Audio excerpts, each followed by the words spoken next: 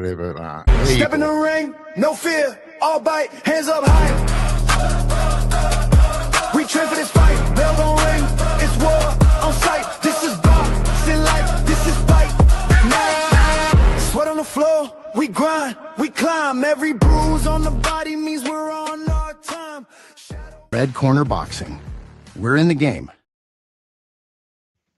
Yes, good morning, good evening, good afternoon, wherever you may be in the world. You are with Mr. Neutral here at Red Corner Boxing, and I have with me a two-way former world champion, but more importantly, a man whose greatest fight didn't happen in the ring. From IBF Gold to battling life itself, and now to giving back. Welcome, please, Mr. Billy Deb. Let's go, everybody. Fantastic. How you doing? Billy. How you doing, guys? How you doing? Absolutely stoked that you could join us here today on Red Corner Boxing. We're a small channel, but we got a wide reach. 18 million views on Red Corner Boxing in 2025 alone. We're flying, and we got Billy with us tonight. Now, Billy, let's go start to the beginning, mate, right?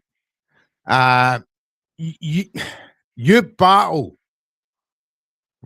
never mind in the ring, started at Buff, didn't it? No, you know, your chronic asthma as a baby, so the writing was on the wall that life was going to challenge you to the full. Yeah, I mean, look, life was challenging, but I guess I am who I am today because of the challenges that I faced. Well, tremendous, and absolutely, you know, you living proof of this challenge and the battle with life itself that you put up. Now, let's get back. Amateur days, fantastic amateur career. I was looking at it earlier on. 111 fights as an amateur, 98 wins. You know, 113. 113. I do apologize. I tried to steal two amateur wins off of you. Yeah. Bad me, but I mean, impressive nonetheless. Yes. And then you got aspirations to be an Olympian, and you get into a bloody car crash. Yeah, I was involved in a motorbike accident. So motorbike accident. Due to my own stupidity, you know, I'm at fault. I'm the one to blame for that. So you know, I got to live with that. That's life, isn't it? And that's the way the cookie crumbled. So I got to accept it. A realistic viewpoint, you know. But at that time, you know, you must have been devastated. But listen, life works out for a reason. These things happen for a reason. The reason being that you went to America. And not only that, you went to England as well. To, you know, you're inspired by Sultan Nazim Hamid, no less. That's right. Naz was my childhood hero, and you know, a lot of my success in the ring was due to his support. You know, Naz was a very supportive friend of mine. He really guided and nurtured me as a young man, and gave me a lot of advice. Which was very, very valuable for me as a young fighter. To get the advice that Naz was giving me was absolutely incredible. And so, you know, it really paved the way for me to be able to go on and do great things as a professional. And then obviously going to America and getting the support of Sugar Shane Mosley, Bernard Hopkins, Oscar De La Hoya, you know, Richard Schaefer at the time, Eric Gomez, Robert Diaz. You know, there was a wonderful team that was aligned, and we were able to do some pretty special things. I'm absolutely. You did do special things. You know, you signed with Golden Boy, an auspicious moment in your career. You know, Shane Mosley was that impressed with you. Fantastic. Now let's get to the career itself. Brilliant start. 20 wins in a row. You know, people again had high hopes for you. We go back to, I think it was your 20th fight. You won your first major title. Yeah. Tell us about that and how it felt to finally. Yeah, I mean, obviously, as a young man, I grew up with this ambition of wanting to become a world champion, and I was willing to do anything to get there. And I remember on the night that I fought Zelani Morali, who was from South Africa, who was a former world champion. I went to a place of death that night to win that world title. You know, people often ask me, what does it take to become a champion? And I often tell them that to become a champion, you got to be willing to go to a place that the opposition is not willing to go to. And on that night, I went to that place. I went to a place of death, of near death, I should say, to become a champion of the world. And I remember after the fight feeling like I had broken something within myself to do what I did. And the human body is a very, very interesting machine, because you see, when you take your body to a place that it's never been, it'll go there. But once you go to that place once, it doesn't want to go there again. So there's like a defense mechanism that kicks in. And after that fight, a defense mechanism kicked in, and I wasn't willing to go to that place anymore for a long time. It was again, it just comes back. It smacks of like how life takes you to these places, and like you said, once your body's been there, it doesn't want to go back there again. But however, you have certain advantages after that other boxers necessarily don't get to. Now, you did win that the IBO Super Featherweight title. Now you went back to featherweight to challenge for the WBO featherweight title 6 months later. Well, I think it was something like that. Not even 6 months. It was 4 months. So you had to do a strip back down to 126. Did you feel that when you lost that fight to Levano, that was in partly because you went back down and weight to challenge for that WBO strap? The truth is that I had never fought at featherweight. I was always a super featherweight. Yeah. But the opportunity came up, and it was an opportunity to win the same world championship that my childhood hero had for all those years. Nas made 15 title defenses, and I wanted to follow in his footsteps. And so, obviously, I see the motive. Yeah, I had to grind in a way to get down to the weight. I was a shell of myself that night. I don't take any credit away from Stephen Levino, because he did exactly what he needed to do to win. But I wasn't the fighter that I should have been on that night. But that's boxing, you know what I mean? Like, as I said to you, I had gone to a place of death in the fight before that, and I didn't even have much recovery. Like 4 months later, I'm already back in another world title fight. And truth be told, I really didn't want to be in that fight. I had spoken to Golden Boy Promotions and basically asked if we could like sort of delay it, and they were pretty much said that if we don't do the fight, they're going to release my contract. So I was sort of forced into a corner. But that's life, and I think that if that didn't happen, I wouldn't be where I am today, because that changed the landscape of my life. That changed the perception of how I looked at boxing, and I started to take things a lot more serious. I hired a nutritionist. I got really professional about what I was doing in the sport of boxing, and things worked out. You know, things worked out for me, and I went on to win 10 fights in a row. You know what I mean? And then I fought for the world championship against Jorge La Cierva.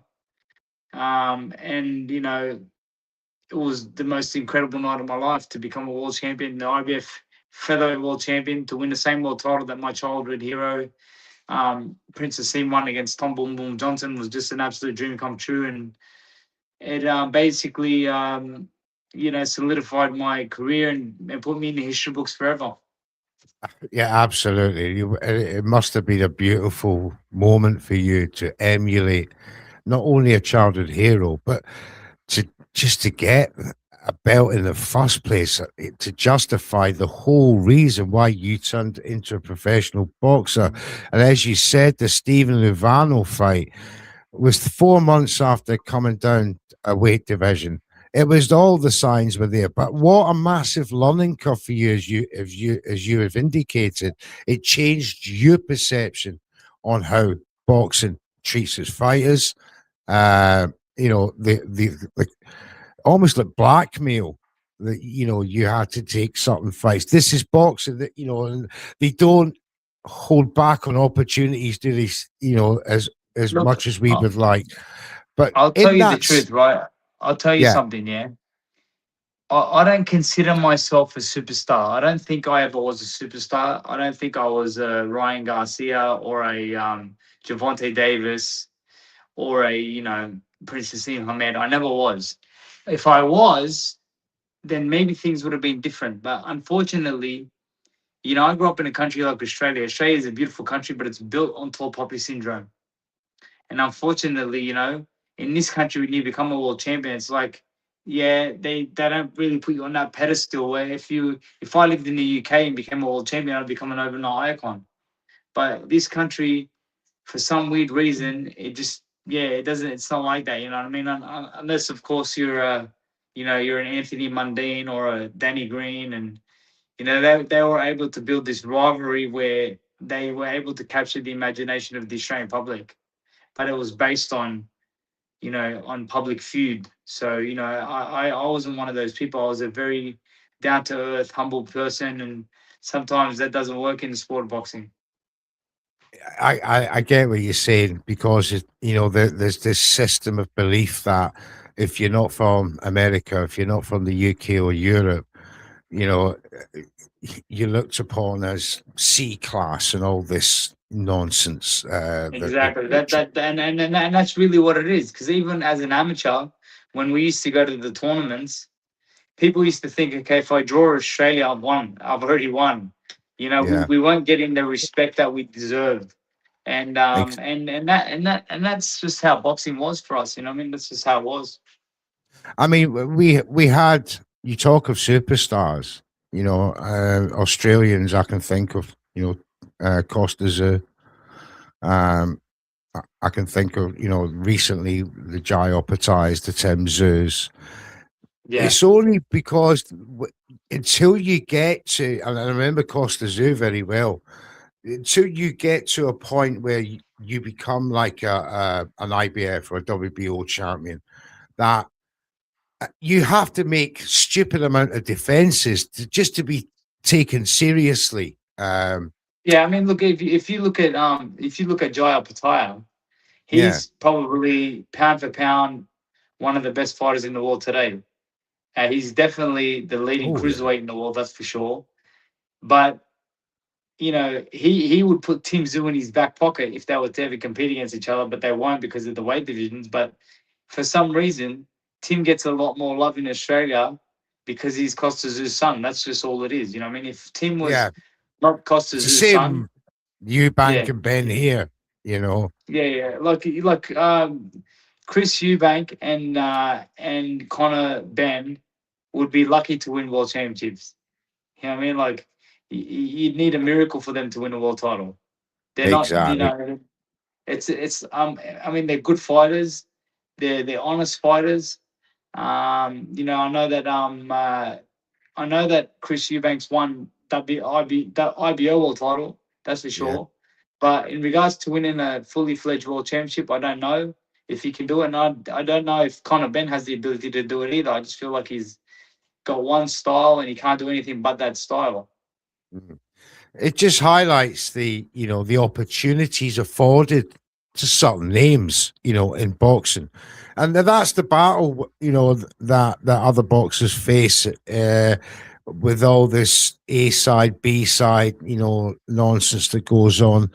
But as we say, that was boxing. Now, I want to get quickly before we move on. I want to talk about Yamaguchi, that fight. I mean, from the outside watching in, Billy, what was going on there? Yeah, so I'll be honest with you. So, in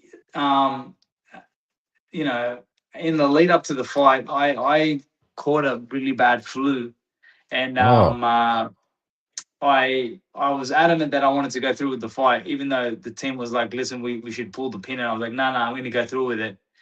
And I remember on the day of the fight, waking up and taking Codral tablets, like cold and flu Codral tablets, and I'll be honest with you, in the fight, when there was a point where he rushed me, and he sort of, if you watch it clearly, you'll see that he kneed me in the face.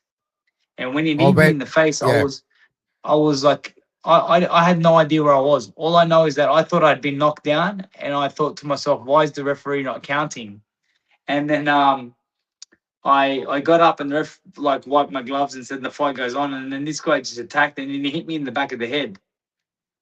And so then I tell you, I don't even remember it clearly, but I remember we were working on that. The exact punch that I hit him with, which turned him and then hit him, we worked on that in the gym over and over and over again. So then when I turned him and he was on his knees, I just hit him.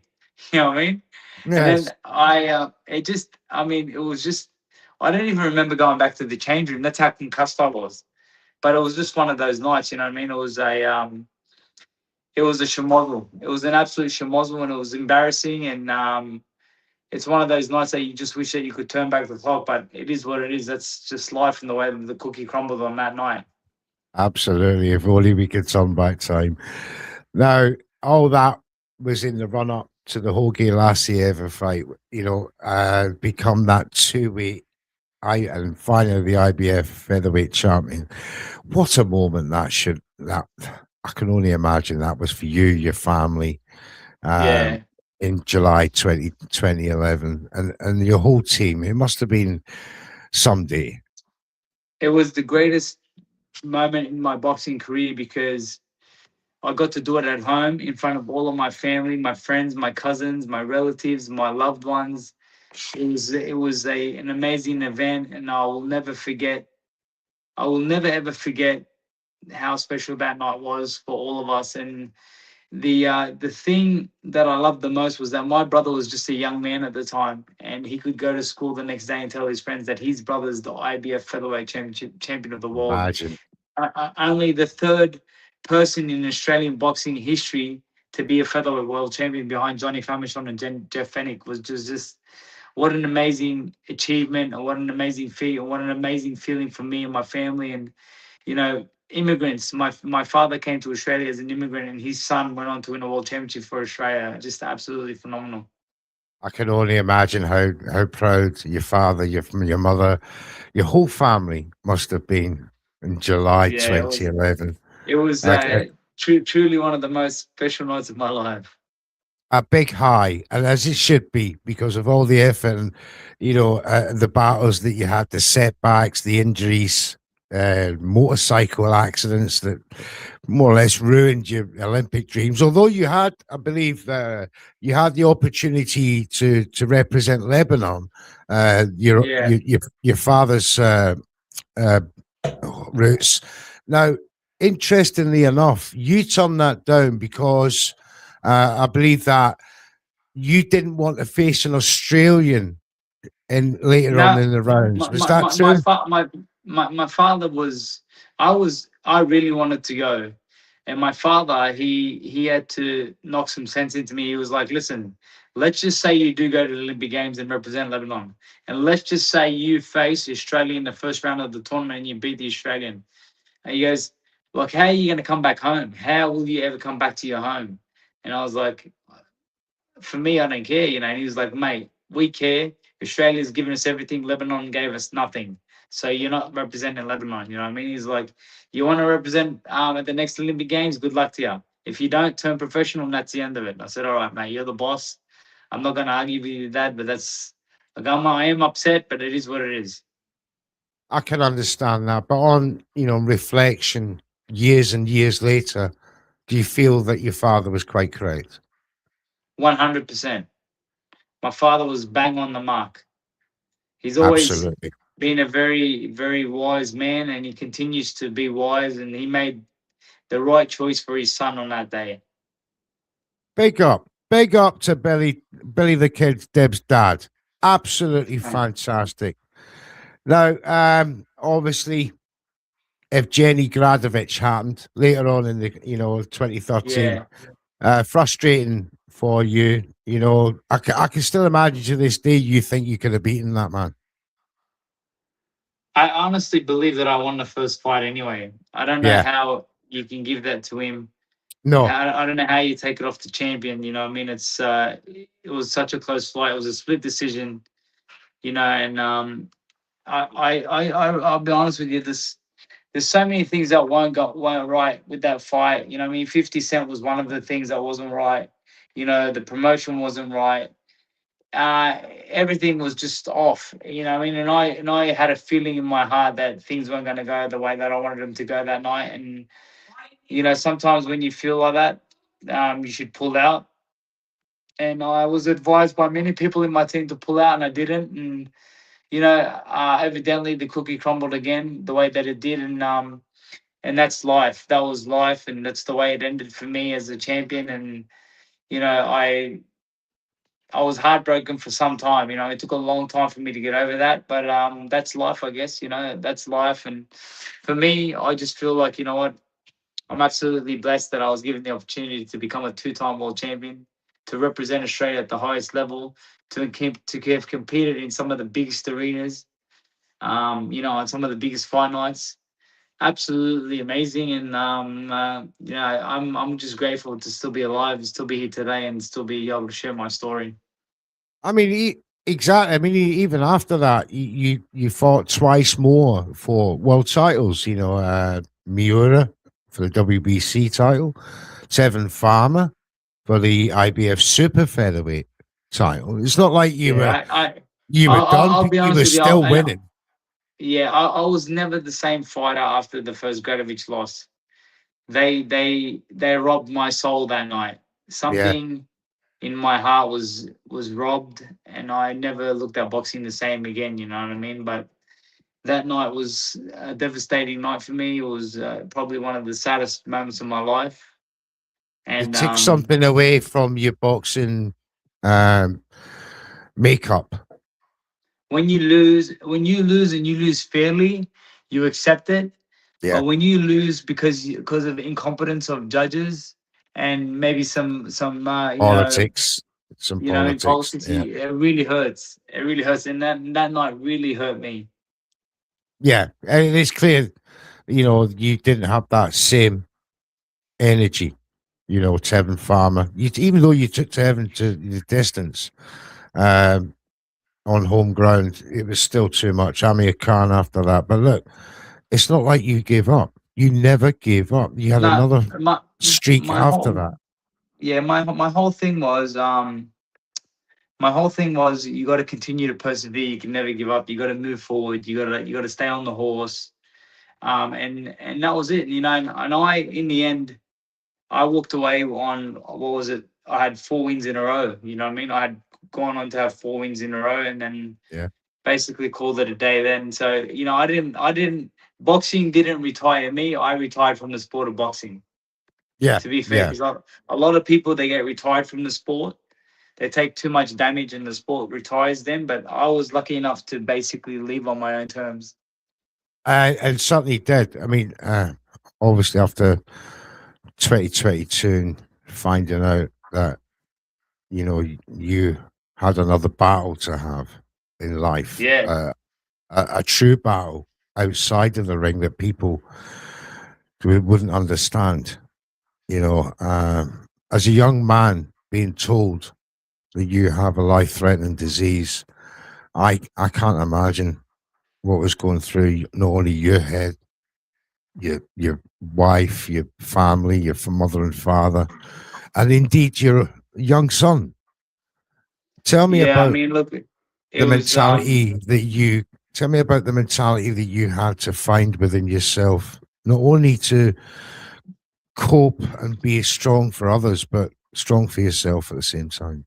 I honestly tell you that I made a decision to surrender myself that night. I made that night that I was diagnosed with cancer, and told all the doctors that things weren't looking too good. I made a decision that that would be it. Like, I'm going to surrender myself to God, and I'm going to let God take me on His journey, and whatever's going to be is going to be. If I'm going to die, well, thank you, God, for giving me everything that I ever wanted. You allowed me to win world championships. You allowed me to become a father. You allowed me to marry a beautiful, beautiful woman. My wife, Berry, who has been so supportive, being the backbone. God gave me all that. And I was like, I've got to be grateful. You know what I mean? If I am going to check out, I've done everything that I ever wanted to do in my life. And so the only thing that I didn't do was walk my son to school. And that became my driving force, that I'm going to walk my son to school. I'm going to do everything in my power to beat this cancer so that I could take my son to school on his first day. I never wanted my son to be that kid who goes to school and tells his friends that his dad checked out because he gave up because he had cancer. I wasn't that person. I never gave up on my boxing career, and I was never going to give up on being there for my son on his first day. That's incredible to have that motivation just for a simple task like taking your son to school. People just don't appreciate or realize how that small gesture can become such a driving force for survival. Yeah. And you said that you lent to your faith, um, giving yourself, your soul, over to the hands of God. That in itself is another remarkable thing to do, to surrender to the Yeah. will Well, I, to the I, will of I, God. tru- I truly felt like I wasn't in control. So, What was divine. my life was in the balance, and the only person that could bring me through that was God. No, I definitely credit the nurses and the doctors, but without God's permission, I'm not here today. If God says die, I'm gonna die. God says live, I'm gonna live. You know what I mean? So God had ordained for me to be here today.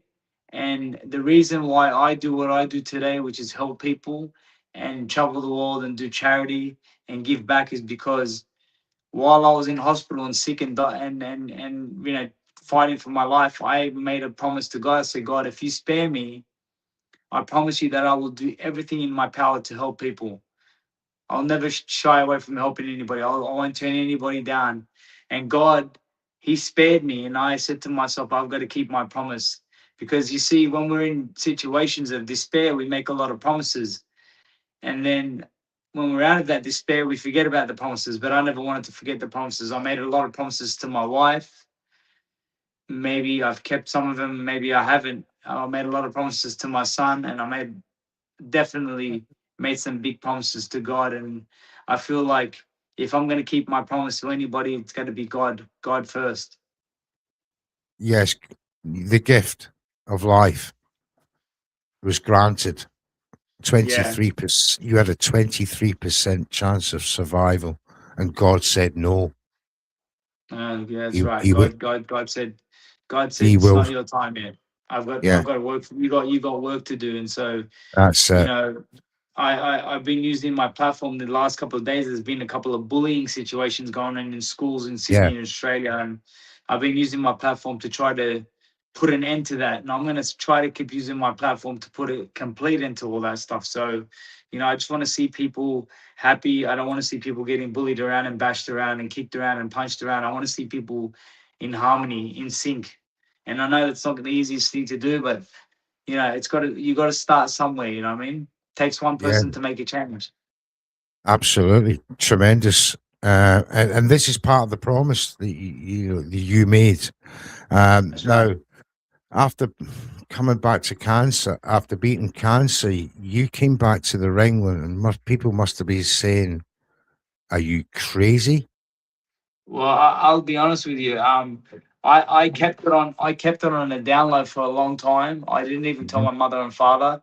They had no idea that I was going to Germany to fight. I told them that I was going there to do an exhibition, and then just as the fight was coming around, the Daily Telegraph, which is a newspaper in Australia, they did an article saying that I was fighting. And my dad rang me. He's like, "Are you fighting?" And I'm like, No, I'm doing an exhibition." And then I rang my mum on the day of the fight and said, "Look, I need to tell you something." And I told her I'm fighting. I'm just wanting you to know I'm fighting. And she's like, I already had a feeling. I had a feeling. I'm like, "Don't tell Dad. Just watch it, and in the end, you guys will see for yourself." And so the truth is that the opponent that I faced, he truly wasn't on my level.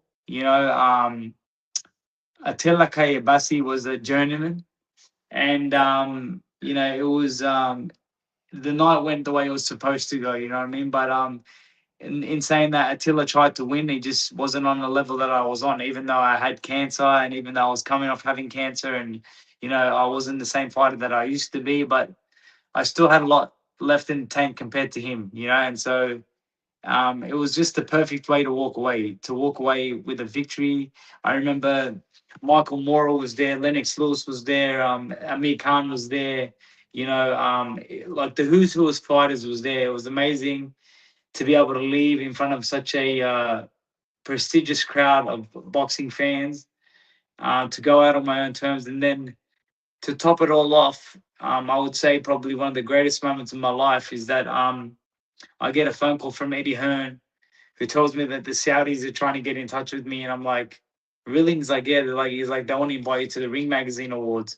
You've been nominated for Comeback Fighter of the Year. And I was like, I remember asking Eddie, do you think I can win it? And he's like, well, look, you know, the fact that you've been nominated means you're in with a chance. So sure, you probably might win it, you know? And so the Saudis rang me up and they booked me some amazing flights and put me in an amazing hotel. And I remember being there, and Lennox Lewis was there, and, you know, Anthony Joshua, Alexander Usyk, you know, all of the modern day greats and some of the past greats were there. You're rubbing shoulders. Yeah, and I'll be honest with you, you know, when they announced me as the winner of the Comeback of the Year and the whole auditorium stood up and clapped me all the way to the stage, I could tell you the greatest moment in my life as a professional boxer and as anything, the greatest moment in my life was when my wife gave birth to my son, Laith. That was by far the greatest moment of my life. The second greatest moment of my life was winning the IBF Featherweight World Championship. The third greatest moment in my life was walking all the way to the stage as everyone clapped me to the stage and I was given the accolade of Comeback Fighter of the Year. I felt so complete as a fighter. I felt like I'd achieved everything that I wanted to achieve. And, you know, to go out on that note and to be given the accolades and the respect that I was given that night, I just feel like God gave me everything that I wanted from the sport of boxing. Mate, it's giving me the goosies just trying to picture that. For you, Billy Dib battled from birth with adversity, went on to become a professional boxer, emulated not only his hero, but other exclusive club of featherweight champions from Australia. Getting your moment in 2011, still winning titles as you went along. Yeah. Adversity strikes you again in 2022. You beat it, come back, won 4 more fights, and ended on your terms, on Billy Dib's terms, and to such a rapturous applause from not only fans, media, but your peers, your greats of the time and before you, and they're all watching you walk to that stage. De La Hoya, Shane Mosley. I Christ. remember Richard Chaford was there. I remember, I mean, it was the who's who of people. Eric Gomez was there.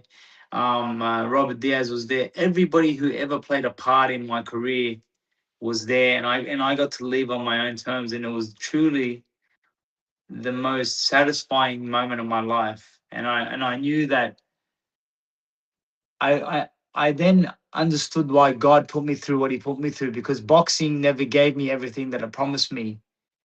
But God gave me cancer in order to give me what he wanted me. He wanted me to go out on my own terms, and he wanted me to go out with the bang that I went out with. And that's something that I'll forever be grateful for.